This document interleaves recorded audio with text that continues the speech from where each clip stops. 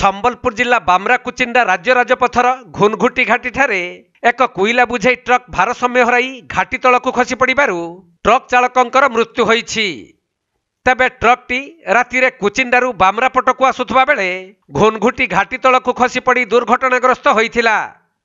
ପରେ ଏହି ଖବର ପାଇ ଗୋବିନ୍ଦପୁର ପୁଲିସ, ମହୁଲପାଲି ପୁଲିସ ଓ ଦମକଳ ବାହିନୀ ଘଟଣାସ୍ଥଳରେ ପହଞ୍ଚି ଟ୍ରକ୍ ଚାଳକଙ୍କ ମୃତଦେହକୁ ଉଦ୍ଧାର କରିଥିଲେ। ହେଲେ ଆଉ ଜଣେ ବ୍ୟକ୍ତି ଟ୍ରକ୍ ତଳେ ଚାପି ହୋଇ ରହିଯାଇଥିବା ସନ୍ଦେହ କରାଯାଉଛି। ତେଣୁ ଦମକଳ ବାହିନୀର ଯବାନମାନେ ଉଦ୍ଧାର କାର୍ଯ୍ୟ ଜାରି ରଖିଛନ୍ତି।